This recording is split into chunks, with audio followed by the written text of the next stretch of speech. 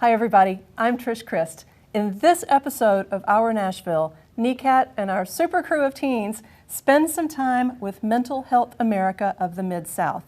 President and CEO Tom Starling and his team are going to show and tell us all the important things they do in our community. You ready, Tom? Yes. You ready, super crew? Yeah. All right, let's get started.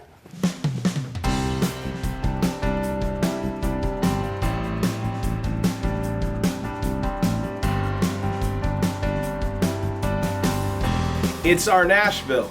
It's our Nashville. It's our Nashville.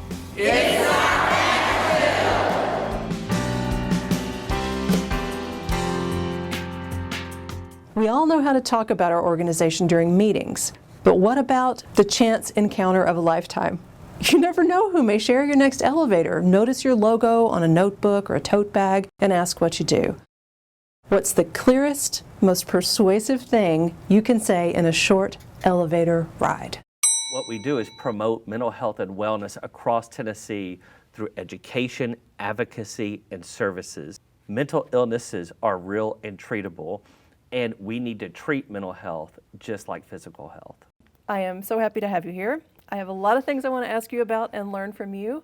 And the first thing that strikes me about Mental Health America of the Mid-South is that your name is mental health. It's not about mental illness. And I think that's kind of beautiful and important. Tell me about why the choice in the name Mental Health America.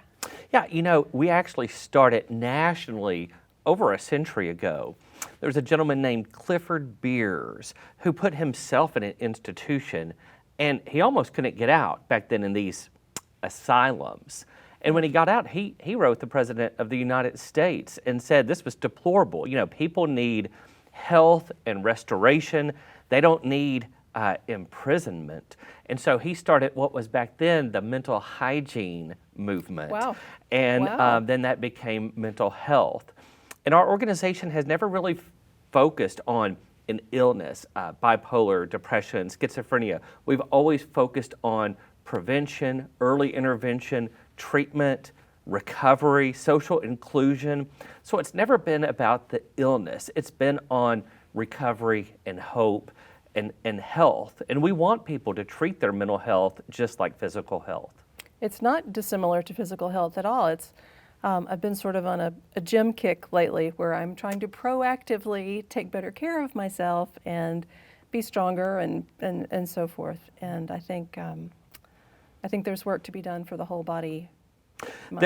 There is, and just to let you know, it's not something that this starts at a very young age. I mean, we're seeing now people talking about ACEs, adverse childhood experiences, and how even your brain as a child, if you've endured trauma, which could be physical, emotional, the parent split up or whatever, but that trauma can follow you the rest of your life. And if you don't have hope and healing and peace and know that certain emotions are okay, that actually harms you throughout. Now, there is always a way to mitigate those past circumstances, but we tell people, whether it's workplace wellness or going through a social or emotional unhealthy time or a severe persistent mental illness like bipolar or schizophrenia, these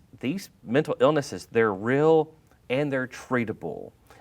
So I know a lot of older people maybe say, you just need to get behind an ox for 10 hours a day, and you'll Right. But I'm telling you, it's just important as physical health. I can see that. And there's a stigma around mental illness or mental health struggles, I'll call them, which kind of doesn't make sense because it's not rare. It's not odd. It's fairly common, in fact. You're right. I think that throughout our history, the stigma has been the biggest barrier, our biggest enemy that we fight. In fact, with our organization doing everything from the womb to the tomb, I mean, if it's anti-bullying in the schools or Alzheimer's or suicide prevention, we tell people, get help now.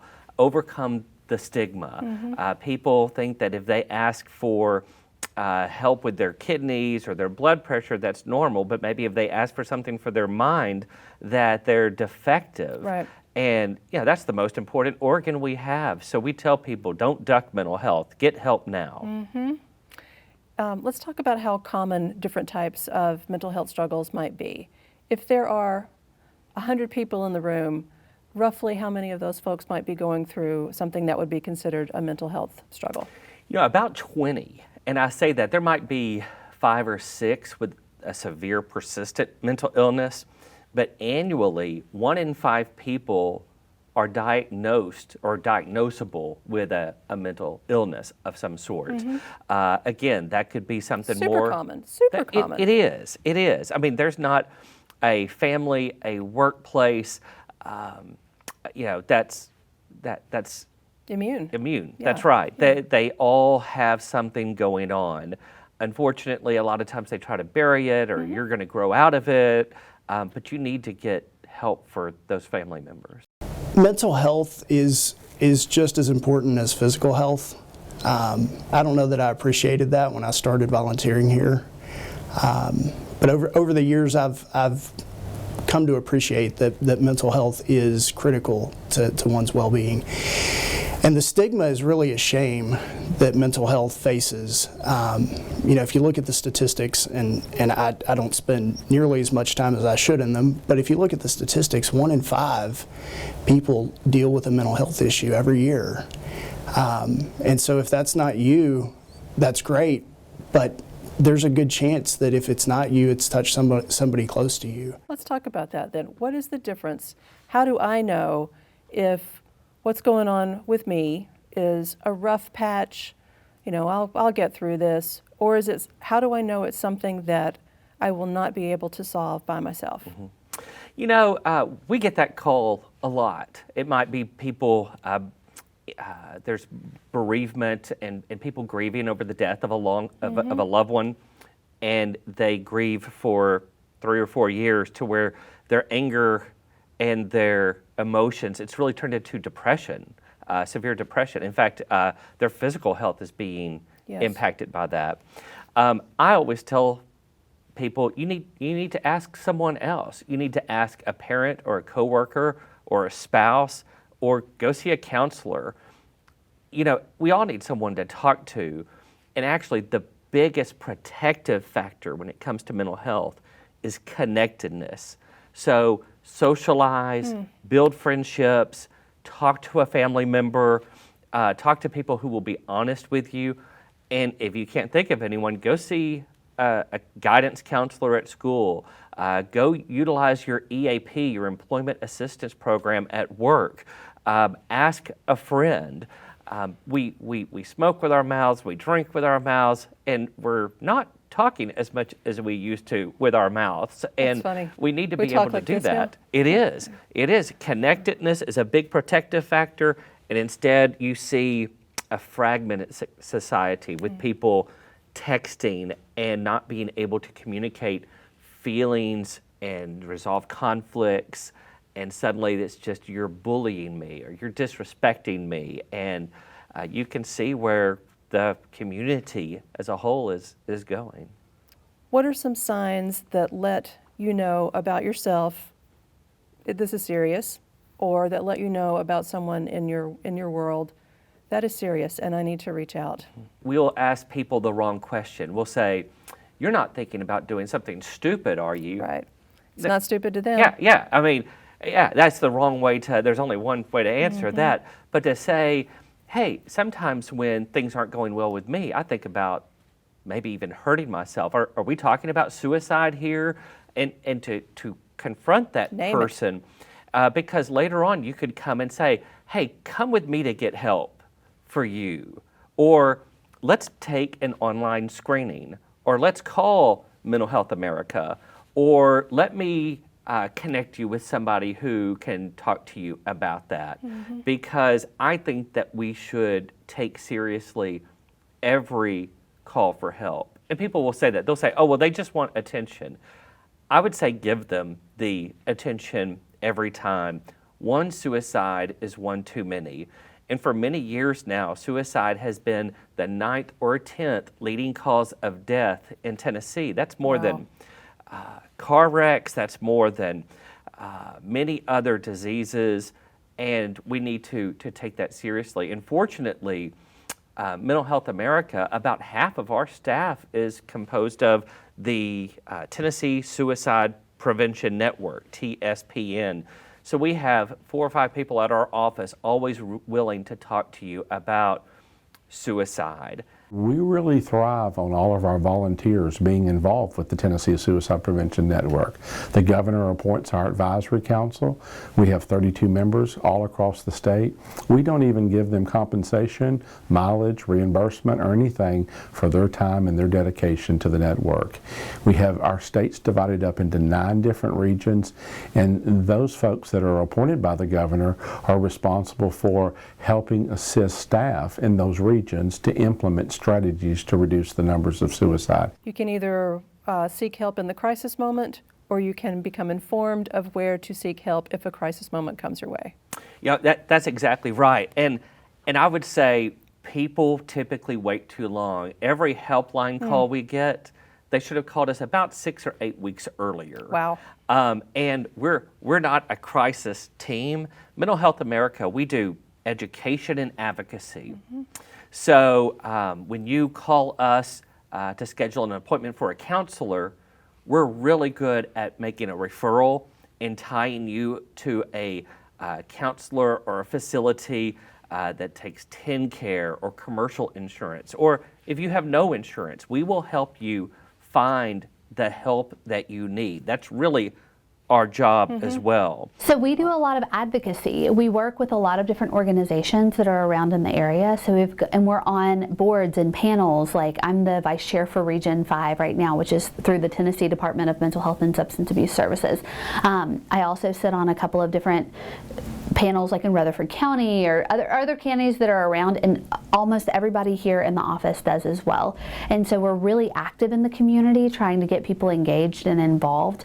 And because of that, we've got a really wide network of people that help distribute stuff for us.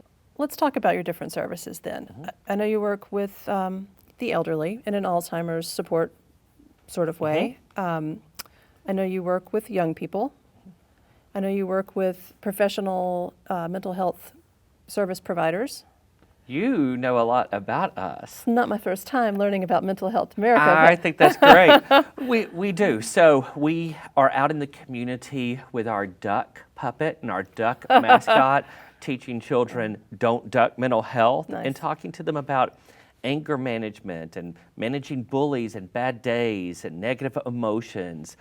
So we're in the schools and at health fairs doing that. We have 2 coordinators, one in Middle, one in West Tennessee, where we go into schools and we do presentations with children where we'll talk to them about different books or different emotions that they have going on and try to help them understand a little bit more about the importance of mental health and how to take care of that. And if we can teach them that young, then we can develop that across the lifespan. And so they also do presentations for high schoolers. It's a little bit different. We don't read the book or anything, but we do go in and we tell them a little bit about what's going on in their brain, because high school is a very traumatic time when it comes to stuff that's happening inside of your brain and inside of your head. And so just trying to help them understand that there's ways to get help and that there is hope, and that yes, mental illness is real, but it's also treatable. We have the Tennessee Suicide Prevention Network, which not just works a lot with prevention of suicide, but if somebody dies by suicide, they go to the schools or to the workplace to do postvention. There's kind of a weird contagion about suicide, and they just want to make sure everybody's okay or has someone to talk to. Connectedness. We also do, for over 30 years, we've had an Alzheimer's and aging program, so we can go and talk about healthy aging, Alzheimer's caregiving. We can train long-term care staff, lay people. We think that it's very important that people age healthy at home, and we want that quality of life and independence to be there. We have about 3 people on staff that speak Spanish, and so they can answer our helpline in Spanish. And they also work with these unaccompanied minors that are coming up from Central America.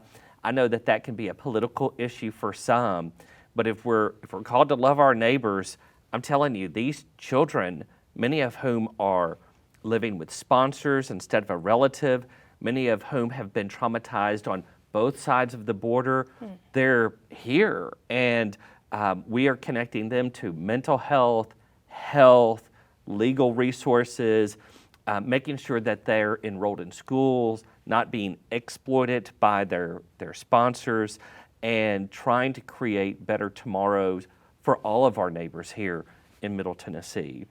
And then we also have online screenings, professional continuing education, community education, and health fairs. And we even train law enforcement in what I call mental health first aid. This is good. It's a great training. It's an 8-hour training on how to recognize mental illnesses. You know, Trish, you might know how to go do CPR or the Heimlich maneuver and stabilize a physical situation until the professionals come. Mental health first aid helps to train people to recognize that that person in the airport's having a panic attack, or I'm picking up on some suicide ideation from this person, or I need to approach this person differently as a police officer because they seem to have an addiction or a mental illness or be in psychosis. And it's so important for our first responders to know they're not entering a dangerous situation. They just need to de-escalate a mental health crisis. Fascinating. The more we talk about this, it strikes me that even though we're talking about mental health, it's emotional. So many, I don't know if it's cause or effect, but so much of the ingredients in this soup is emotion. It is, and I think that that's what we really try to teach teachers too, that there's some outbursts in class and some behavioral problems that it's not just obstinance, but it could be an emotional, a social emotional disruption that needs to be settled down. And, you know, I don't know if that person might need therapy or medication or someone to talk to or housing or some basic needs. But I'm telling you, we have really not addressed mental health like we should in this country. And we need to give it its due. And we just worry a lot about people who feel like, well, I have an insurance that only says I can have 10 visits to a counselor. Wow. Well, that's actually against the law now. There's parity laws that you need to treat, insurances need to treat physical health and mental health on par or equal or with parity now. And we work a lot with those types of situations too, because whether it's social, emotional, mental, or overall wellness, there's just no health without mental health. I think that's right. That's fair. And I would even add faith to that. There's a lot of churches who say, you just need to pray more. And I believe in prayer, but I'm telling you, that medication or that therapy, that is there for a reason, and we need to talk about that. We need to use all the resources, whether they're at a primary care physician's office, a social worker's office, a church, your employment assistance program with your HR manager.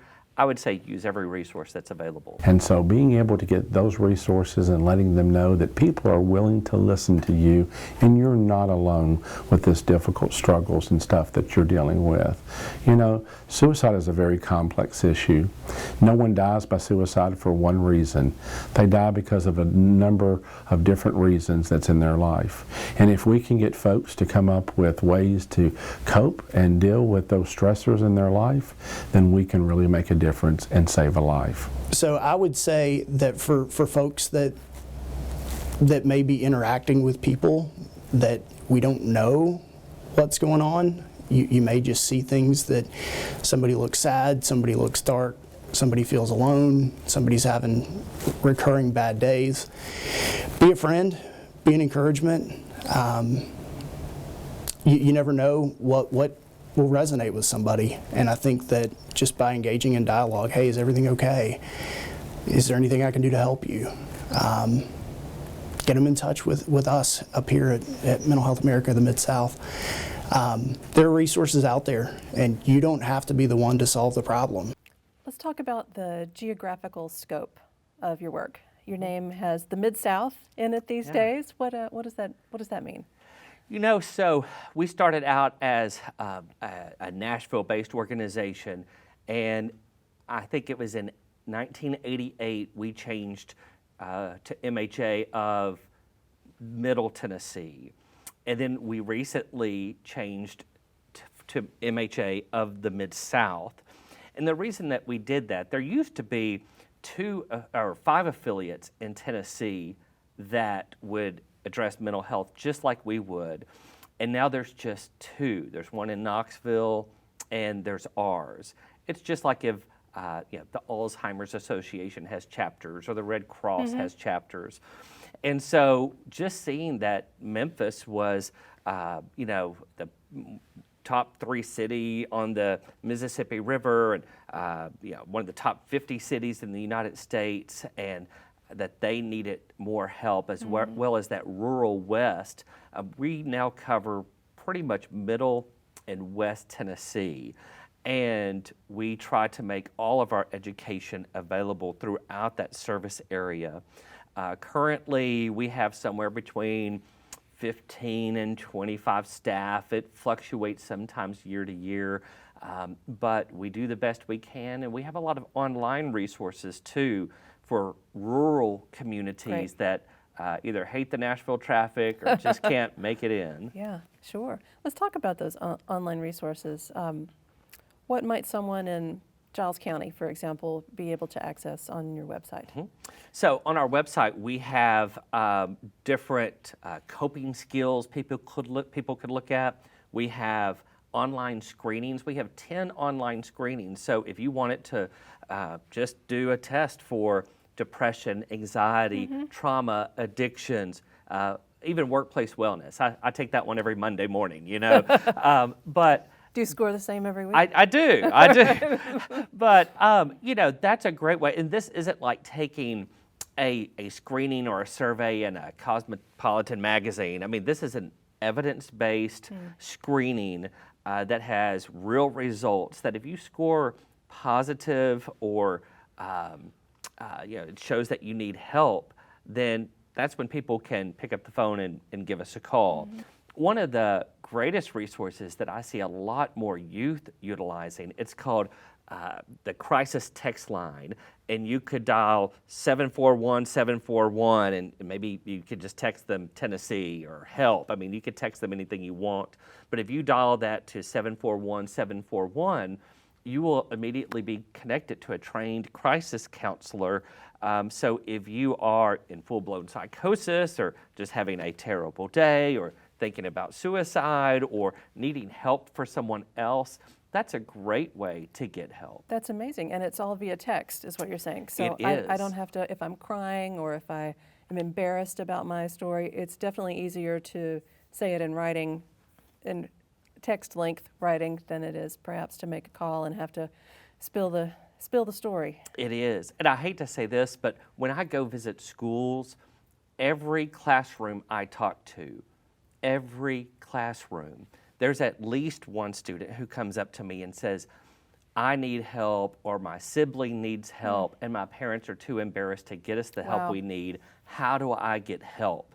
And so I talk to them about accessing their school counselor or the crisis text line, and try to hook them up to where at least they could do something and talk to someone. Bravo for that teenager who comes up to you and asks that question. Yes, and I have been so glad to see the stigma being reduced some, because I think it's these athletes that are coming out, and I think it's these returning soldiers with PTSD, and people just saying, I'm not going to feel this way. I'm not going to be this way. I'm not going to wait till there's a crisis.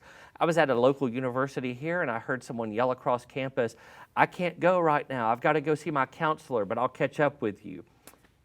Maybe that was a career counselor. Maybe that was, but but that would never have been screamed across a campus when I was in Sure, college. sure. And so I'm glad to see these kiddos in elementary and middle and high school say, I need help. It's awesome. Just so that we have it super clear, tell me what number to text again, please. Yeah, for that crisis text line, it's 741-741. And do you have to say anything in the initial? We what tell you'd people text TN to 741-741. We track that just because we like to see if anybody listened to us. But I don't care what people text. Just text help, text hello, whatever it takes to 741-741. And when you say you track it, you don't mean you read the text. You're just aware of how many people are using the resource. That's right. That's Awesome. right. Yeah. We've come to my favorite part. All right. My favorite part of the interview. It is called the speed round. And just like the game we used to play when we were kids, I'll ask you a question, and please say the first thing that comes to your mind. Just let it fly, and we'll go on to the next one. Okay. There's no wrong answers. Okay. Okay? All right. Speed round. Here we go. Speed round with Tom Starling. Is experiencing mental illness something to be ashamed of? Never. Is experiencing mental illness something to be blamed for? No. Is not knowing what to do to help someone with mental illness something to be ashamed of? No. Can mental health problems be made better or even solved? Always. Can everyone have access to help? Everyone, yes. What number should they call to get help? Area 615-269-5355. What mark do you want Mental Health America of the Mid-South to make on the world? If people could learn to treat mental illness just like physical illness and become healthy, we've done our job. And the easiest one of all, what's your website? It's mhamidsouth.org. Again, MHA, like Mental Health America, midsouth.org. Fabulous. Tom Starling, thank you. Thanks again so Thank you. much. Thank you.